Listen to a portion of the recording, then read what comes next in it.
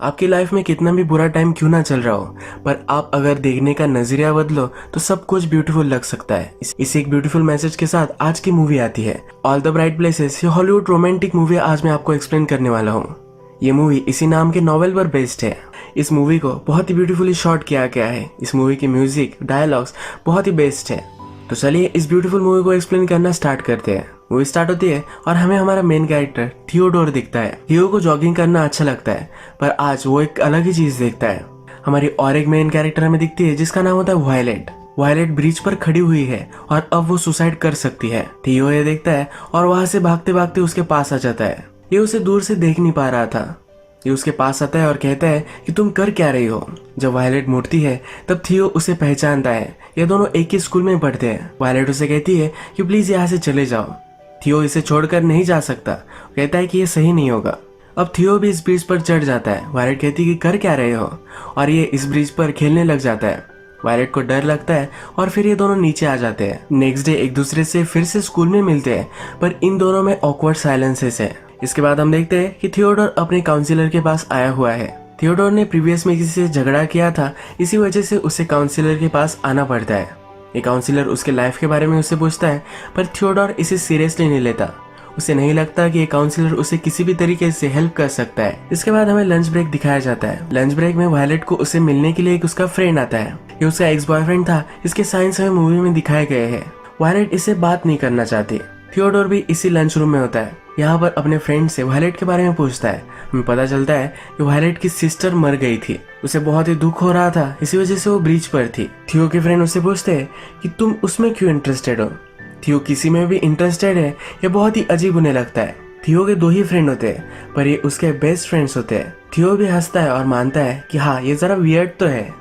शाम घर पर आता है तो उसकी सिस्टर को उसके काउंसलर का ऑलरेडी कॉल आया हुआ होता है। उसकी सिस्टर उसके लिए वरीड होती है। थियो कहता है कि अब से मैं जरा अच्छा से बिहेव करूंगा, मैं इससे डील कर लूंगा। पर सिस्टर उस पर बिलीव नहीं करती। कहती है कि मुझे पता है कि तुम किस तरह से चीजों से डील करते हो। उसकी सिस्टर उसे कहती है कि फ्रिज में तुम्हारे लिए एक्चुअल खाना मैंने बनाया है, ऐसा भी कुछ भी मत खा लेना। और वो अपने जॉब के लिए चली जाती है। थियोडोर की सिस्टर ही उसका सब कुछ ख्याल रखती है। थियो की मदर ज्यादातर बाहर ही रहती है। ये दोनों ब्रदर सिस्टर एक दूसरे से बहुत प्यार करते हैं। थियो के लिए उसकी सिस्टर एक मदर की तरह ही है। रात में वायलेट पेरेंट्स के साथ डिनर कर रही होती है, तभी उसके फादर उसे पूछते हैं कि आज का दिन तुम्हारा कैसा था। हमारे लिए भी ये बहुत ही डिफिकल्ट था। एक्चुअल में ये वही दिन है जब वायलेट की सिस्टर मरी थी। उस इंसिडेंट को 1 साल अब हो चुका है। वायलेट आज बहुत ही अपसेट थी। मदर भी सबको चीयर करने के लिए जिस तरह से हमेशा से केक बनाती थी वैसा फिर से केक बनाती है, पर वायलेट को अभी ये खाना नहीं होता। वो अपसेट होकर वहां से चली जाती है। रात में थियो वायलेट के बारे में इंटरनेट पर सर्च करता है। वायलेट और उसकी सिस्टर की एक वेबसाइट थी जहाँ पर उनके बहुत सारे फोटोज होते हैं, ये वो देखता है। वायलेट को राइटिंग भी अच्छी लगती है जो उसने अपने ब्लॉग पर लिखी होती है। रात में थियोडोर वायलेट की सिस्टर के मेमोरियल प्लेस पर भी जाकर आता है। अब नेक्स्ट दिन आता है, क्लास चल रही होती है तो वायलेट आती है और उससे एक कुर्सी गिर जाती है। सब लोग उस पर हंसने लग जाते हैं। थियो भी अपनी कुर्सी लेता है और फेंक देता है और सब लोग हंसना बंद कर देते हैं। थियो को सब लोग फ्री की समझते हैं। थियो ने अभी जो किया ये देखकर वायलेट उसकी तरफ देखती है और हंसती है। ये जो क्लास चल रहा है ये ज्योग्राफी का है। इसमें इन सब को असाइनमेंट दिया जाता है। वो जिस जगह पर रह रहे हैं उसके आसपास के सब वंडर्स उन्हें देख कर आने हैं। इनमें से 2 वंडर्स के बारे में इन्हें लिखना है। ये उनका स्कूल प्रोजेक्ट है। इसमें वो पार्टनर भी चूज करते हैं। थियो को यह आइडिया अच्छा लगता है और वायलेट का वो पार्टनर बनना चाहता है। वो वायलेट के पास जाता है और कहता है क्या तुम परफेक्ट डे पर बिलीव करती हो। वायलेट को एक परफेक्ट डे देना चाहता है, पर वायलेट कहती है कि मुझसे सवाल पूछना जरा गलत है। रात में वायलेट अपनी मदर से बात करती है। उसे प्रोजेक्ट नहीं करना। कहती है कि मैंने टीचर को समझाने की कोशिश की, पर उन्होंने कहा कि कब तक तुम घर में ही बैठी रहोगी, तुम्हें जरा बाहर निकलना चाहिए। मदर कहती है कि उन्होंने सही कहा है, तुम्हें ये करना चाहिए। आज रात पार्टी होने वाली है। वायलेट की फ्रेंड ने उसे इनवाइट किया था तो इस पार्टी में चली जाती है। इस पार्टी में वायलेट को फिर से उसका एक्स बॉयफ्रेंड मिलता है। वो उससे कहता है कि चलो कहीं बाहर चलते हैं। वायलेट कहती है कि मुझे जल्द घर जाना है। ये कहता है कि कब तक तुम उस एक्सीडेंट को लेकर अपसेट रहोगी, तुम्हें मूव ऑन कर लेना चाहिए। ये उसे प्रैक्टिकली पुश ही कर रहा होता है। वायलेट उस पर नाराज हो जाती है और चली जाती है। थोड़ी देर में वायलेट को इंस्टाग्राम की एक नोटिफिकेशन आती है। थियो ने उसकी गाना गाते हुए एक वीडियो बनाई होती है और उसमें वो वायलेट को टैग करता है। इस गाने के पहले उसे कहता है कि मुझे कॉल करो, मुझे तुमसे बात करनी है। और ये गाना होता है कि मैं उसे ब्रिज पर मिला, वो सुसाइड करने वाली थी। ये बहुत ही फनी गाना वो बनाता है और उसे बात करने के लिए कहता है। वायलेट गुस्सा हो जाती है और उस पोस्ट को डिलीट करने के लिए थियो को कहती है। थियो डिलीट कर देता है और कहता है कि मुझे तुमसे बात करनी है। मुझे लगता है कि हम फिर से उस हॉरिबल टाइम से नहीं गुजर सकते। वायलेट कहती है कि ये क्या कह रहे हो। थियोडोर कहता है कि एक बुक का कोट है। पूछता है क्या मैं तुमसे अब मिल सकता हूँ। ये दोनों फिर वॉक पर चलते हैं। थियो फिर वायलेट से कहता है कि मैंने तुम्हारी वेबसाइट देखी, वो बहुत ही ब्यूटीफुल थी। थियो कहता है कि मुझे पता है कि ब्रिज पर एक्सीडेंट हुआ था। वायलेट कहती है कि तुम्हें वरी करने की कोई भी ज़रूरत नहीं है, मैं अब सुसाइडल नहीं हूँ। थियो हंसता है और कहता है कि मैंने तुम्हारी जान बचाई है। वायलेट कहती है कि ऐसा कुछ भी नहीं है, पर थियो कहता है कि हाँ ऐसा ही है। वायलेट फिर उससे पूछती है कि तुम मुझसे चाहते क्या हो।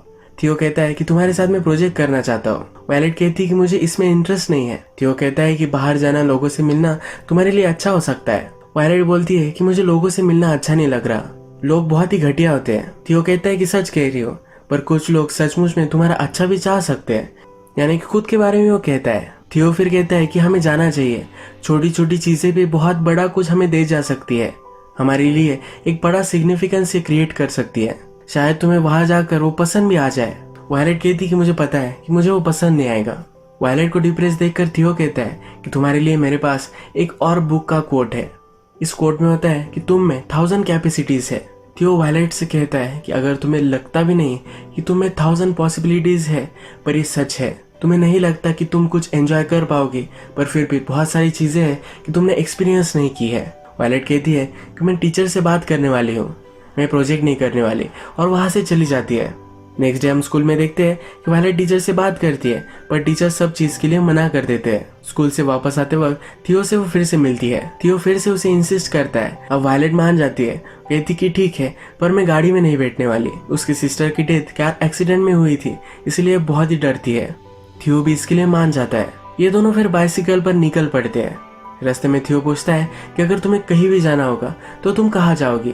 वायलेट अपनी सिस्टर के साथ कैलिफोर्निया में रह रही थी, वो फिर से वहां जाना चाहती है। थियो कहता है कि मैं कहीं ऐसी जगह जाना चाहता हूँ जहाँ पर पहले कोई भी नहीं गया होगा। थियो फिर जंगल में उसे एक स्पॉट पर लेकर आता है। इन्हें स्कूल प्रोजेक्ट में बताया गया था कि उनके आसपास के इन्हें वंडर्स देखने हैं, पर थियो वायलेट को एक स्टोन के पास लेकर आता है। ये उनकी स्टेट इंडियाना का हाईएस्ट पॉइंट है, पर जंगल में किसी ने पत्थर रख दिया है, इस तरह से लगता है। थियो फिर इस पत्थर पर चढ़ जाता है और वायलेट को भी ऊपर आने के लिए कहता है। उसे पूछता है कि सबसे ऊंची जगह पर आकर तुम्हें कैसा लग रहा है। वायलेट कहती है कि मैंने लाइफ में इससे घटिया चीज नहीं देखी, और ये दोनों हंसने लग जाते हैं।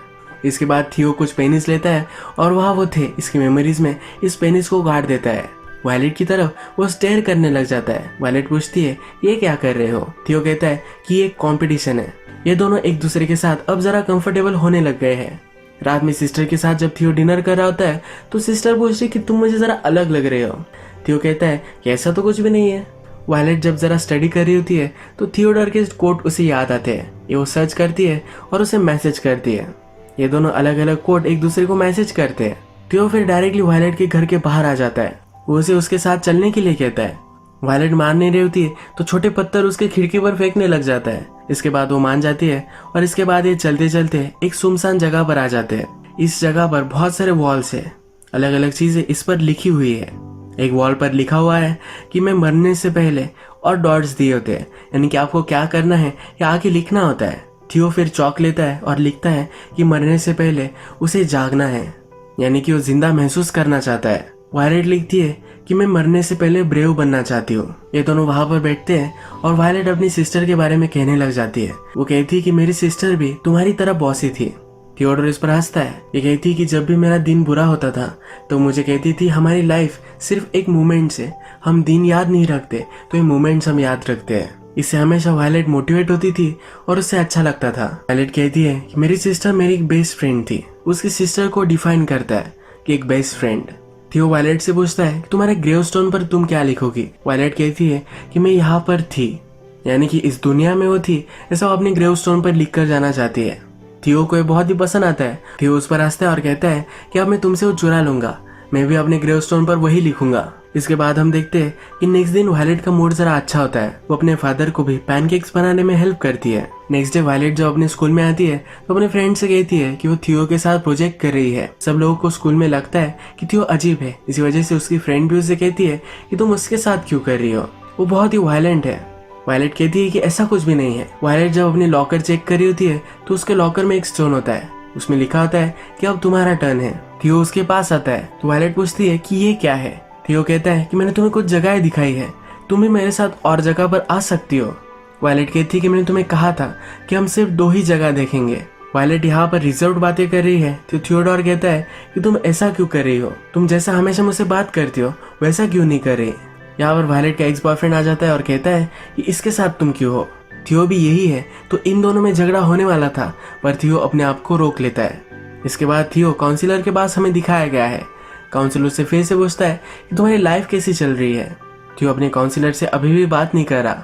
काउंसिलर थियो को अपसेट देखकर कहता है कि ग्रुप है जहाँ पर तुम जा सकते हो, वहां पर तुम कुछ भी बोलो तो सब चीजें प्राइवेट रहेगी। इसके बाद हम देखते हैं कि थियो रात में वायलेट के घर के बाहर आता है, वहीं पर वो सो जाता है। सुबह वायलेट के फादर देखते हैं तो उन्हें बहुत ही अजीब लगता है।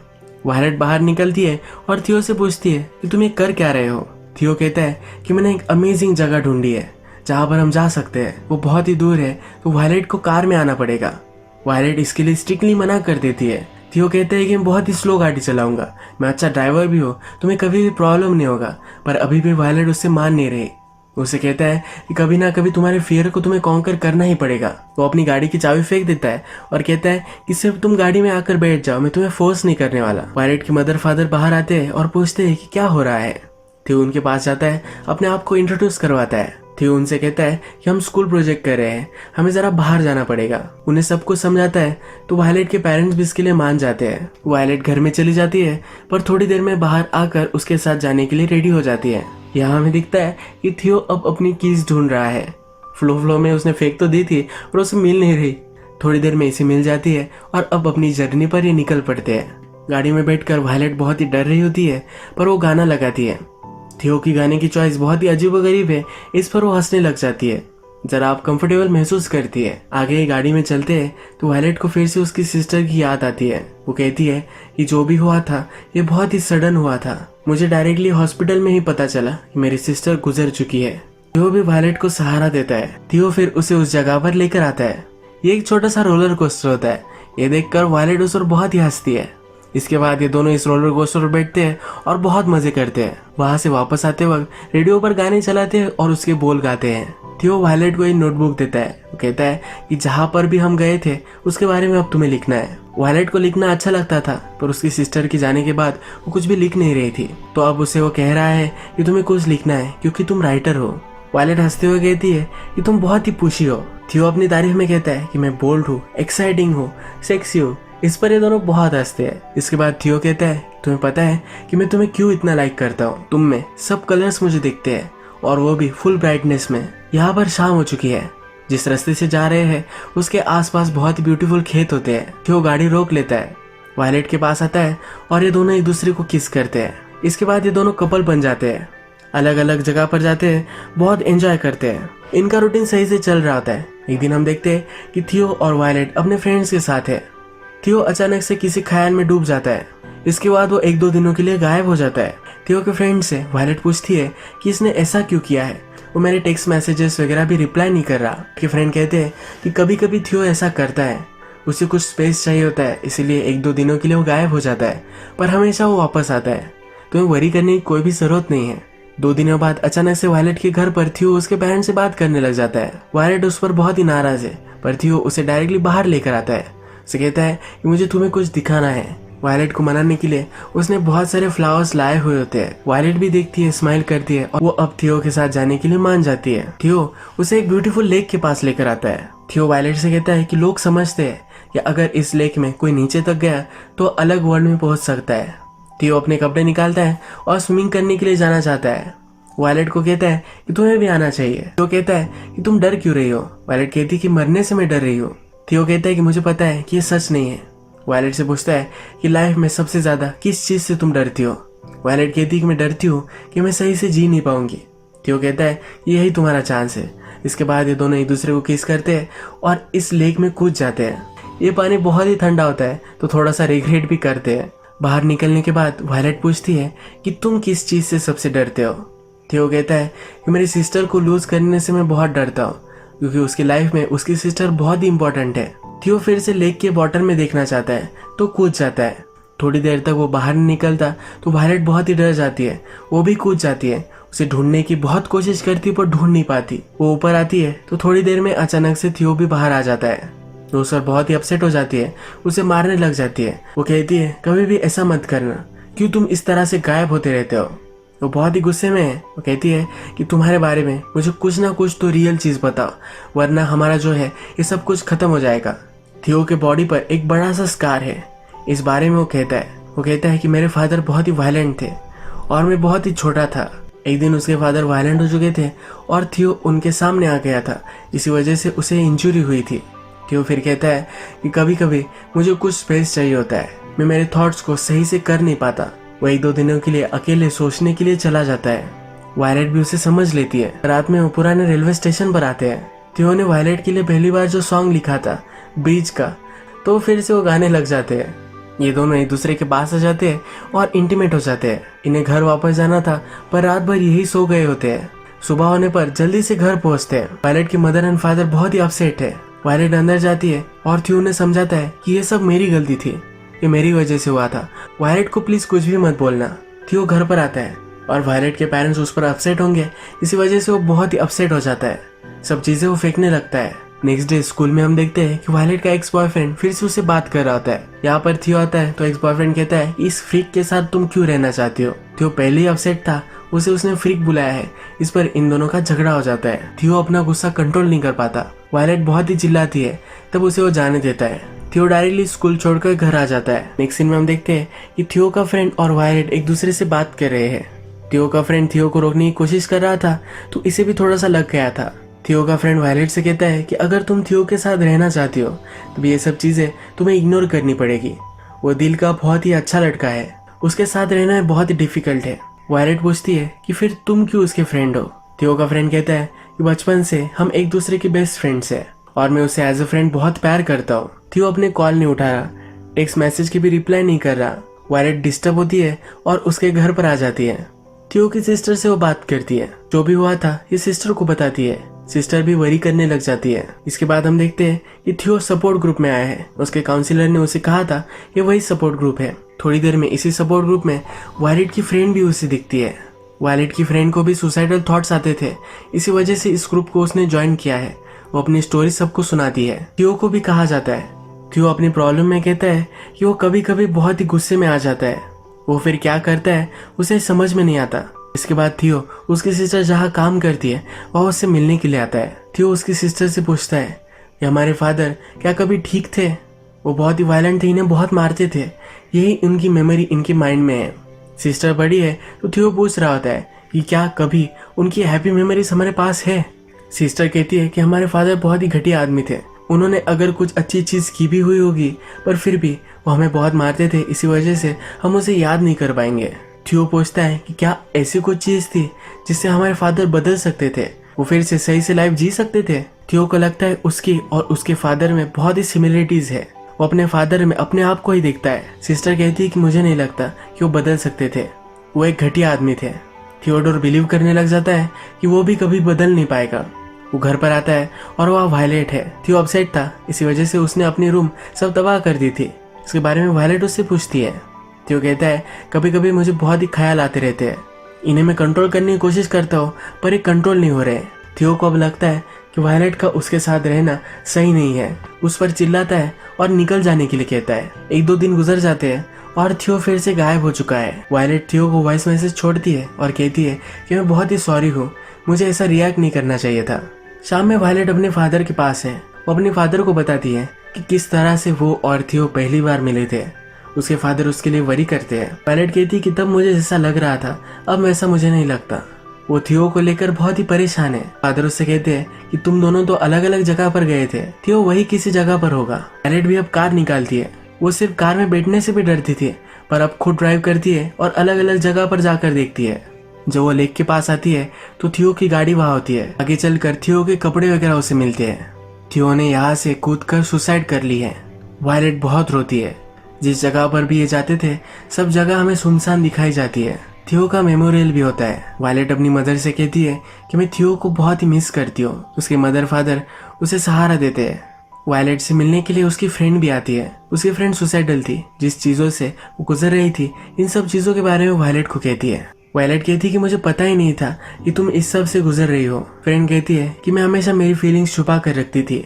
ये सीन रिप्रेजेंट करता है किस तरह से लोग हमसे चीजें छुपा कर रखते हैं। किसी के लाइफ में क्या चल रहा है हमें कभी पता नहीं होता। रात में वायलेट थियो का मैप देखती है। इस मैप के बारे में थियो ने कहा था कि एक दिन मैं तुम्हें एक अलग सी जगह पर लेकर जाना चाहता हूँ। इस जगह को थियो ने मार्क किया था।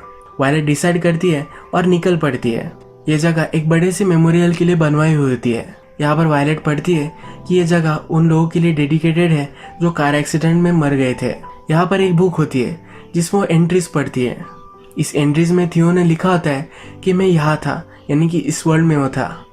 वो जब मूवी के फर्स्ट में बात कर रहे थे तो वायलेट ने कहा था कि मैं अपने ग्रेवस्टोन पर लिखूंगी कि मैं यहाँ थी। थियो ने कहा था ये लाइन मैं तुमसे चुरा लूंगा, और यही उसने किया है। अब नेक्स्ट सीन में हम देखते हैं कि स्कूल प्रोजेक्ट जो था इसके बारे में उन्हें लिखने के लिए कहा गया था। वायलेट ने जो सब लिखा है ये सब क्लास को सुना रही है। ये कहती है कि मैं चीजों के बारे में वरी करती थी पर वो मीनिंगलेस था। मुझे लगता था कि इस लाइफ को जीने की मैं डिजर्विंग नहीं हूँ, पर फिर थियो मुझे मिला। उसने मुझे सिखाया कि मुझे वरीड होना चाहिए कि मेरे लाइफ में जी नहीं पाऊंगी। उससे मिलने के बाद मैंने रियलाइज किया कि मैं गलत चीजों को लेकर वरीड थी। थियो ने मुझे सही से जीना कैसे है ये सिखाया। उसने मुझे अलग अलग जगह पर जाना सिखाया। उसने मुझे सिखाया कि वर्ल्ड में सबसे ऊंचाई में जाने के लिए तुम्हें माउंटेन क्लाइंब करने की कोई भी जरूरत नहीं है। बहुत ही छोटे से अगली प्लेसेस भी आपके लिए बहुत ही बड़े हो सकते हैं। वो आपके लिए ब्यूटीफुल बन सकते हैं अगर आप उनके लिए कुछ टाइम निकालो। कभी कभी आप लॉस्ट महसूस कर सकते हो, पर फिर से आपको फाइट करना है। उसने मुझे लाइफ में आगे कैसे बढ़ना है ये सिखाया।